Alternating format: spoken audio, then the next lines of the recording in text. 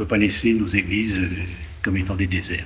Partout dans nos campagnes, des hommes et des femmes prennent soin de nos clochers. Ainsi, ils témoignent au plus près de nos lieux de vie de la présence du Christ. Quand on entend les cloches sonner, quand on voit la porte de l'église ouverte, bien on se dit qu'il y a des gens qui vivent ici, il y a des chrétiens qui se rassemblent, et ça peut poser question. C'est la mission d'évangélisation. Puisque les Écritures nous disent qu'on est, depuis notre baptême, on est missionnaire. Et donc l'idée c'est de faire vivre la parole du Christ dans les églises. En s'investissant dans leur clocher, eh bien, ils prennent soin d'abord du lieu en tant que tel, du clocher, notamment en faisant le ménage, en priant le chapelet, puis en vivant d'autres célébrations. Et je crois aussi que c'est pour les personnes qui sont en cherche de sens, cherche de Dieu, de voir une église ouverte et propre, ça leur permet aussi de favoriser le recueillement et la prière, et de s'ouvrir à la dimension divine. Ce souci, Olivier Bozo le porte depuis quelques années. Ainsi, lorsqu'il a rencontré l'association Priant des campagnes, il s'est senti appelé à la rejoindre. Il y a 5 ans, j'ai rencontré les Priants des campagnes. La première vocation, c'est avant tout de provoquer des rassemblements des personnes dans les églises pour prier. Puisqu'elle parle du Christ qui disait si 2 personnes sont réunies, je suis au milieu d'eux.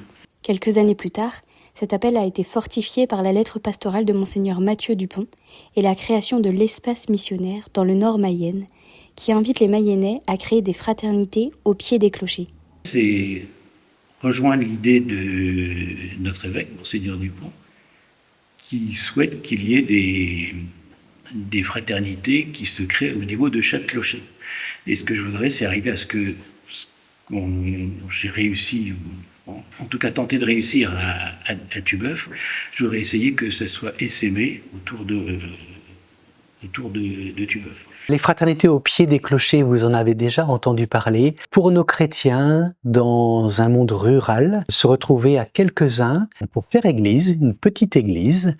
Alors, au pied des clochers, pour être au plus proche des réalités quotidiennes, bien sûr pour prendre soin du bâtiment, l'église, mais aussi pour prendre soin les uns des autres et peut-être aussi pour être à l'avenir en capacité d'accueillir les demandes que le Seigneur va nous envoyer. Ces petites fraternités sont appelées à être le tissu vivant de notre Église.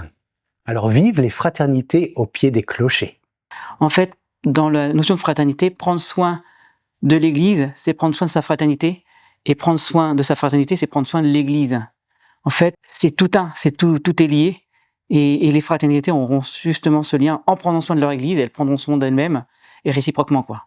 Ces fraternités permettent aux chrétiens de se réunir et de mettre en œuvre des initiatives simples et concrètes. On a fait un rosaire au mois d'octobre, qui est tourné dans 5 clochers autour de Tubeuf. Et cette année, j'ai fait 5 temps de prière pour le carême, 5 fois 1 heure. Et on est descendu jusqu'à la chapelle aux Riboules. Là, il y a eu la chapelle aux Riboules, il y a eu Champéon, Le Hors, Tubeuf et Niort-la-Fontaine. Voilà. Où on se retrouvait une quinzaine, il y a 2 ans. On a réinstallé la présence réelle. Donc on a fait une cérémonie, la présence réelle. Pour moi, c'est un des temps. Ça a été un des temps très forts dans tout ce qu'on a fait dans l'église Saint-Martin de Tubeuf. Préalablement, en 2022, on a commencé par refaire la crèche, parce que la crèche n'était plus faite. Refaire la crèche, et puis on a fait une veillée de prière autour de la crèche. On était déjà une quarantaine. Et maintenant, on le fait tous les ans, avec des 400 personnes, il y a un petit groupe. On est en train de préparer, moi je suis en train de préparer tous les textes de prière que je vais plastifier, qu'on va mettre à la disposition, des prières, alors les prières classiques, hein, Je vous salue Marie, Notre Père, gloire à Dieu et tout, parce que bon, il y a des gens qui ne connaissent pas, ils vont peut-être être interpellés, j'espère. Et puis des prières un peu plus spécifiques, on va essayer de les mettre en place. Pour les personnes qui sont en cherche de sens, cherche de Dieu, de voir une église ouverte et propre, ça leur permet aussi de favoriser le recueillement et la prière, et de s'ouvrir à la dimension divine. Des temps forts moins réguliers témoignent également de la vie de nos églises, avec par exemple à Tubeuf, l'organisation des rogations.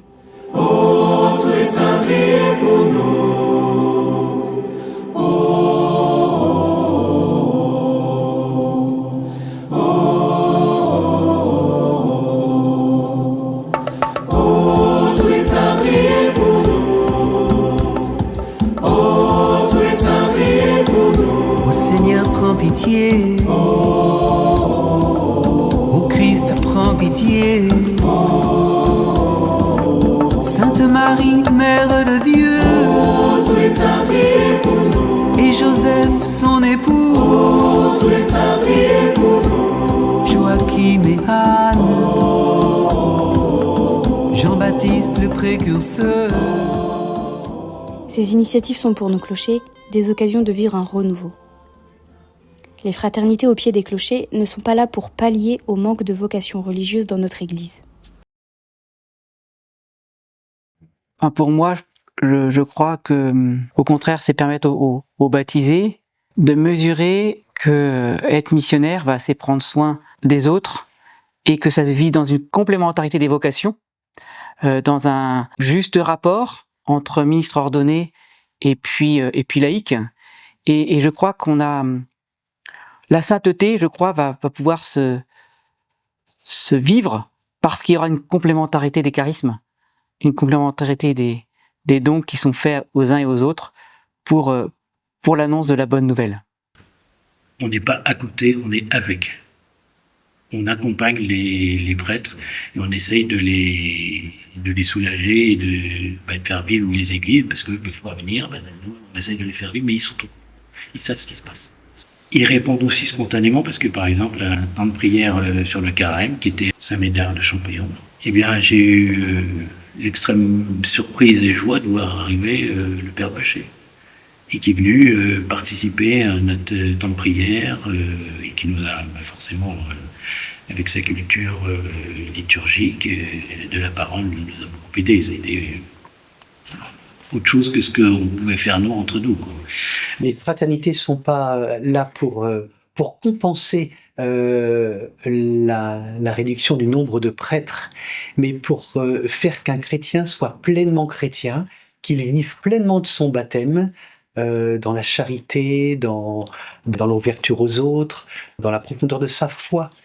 Donc ces fraternités au pied des clochers sont une réponse, certes, à notre monde d'aujourd'hui, notamment dans le milieu rural, où il y a beaucoup de solitude, et je crois qu'elles peuvent être une manière d'être chrétien aujourd'hui. Et qu'un chrétien, on le sait bien, seul est un chrétien en danger, et donc nous avons besoin les uns des autres.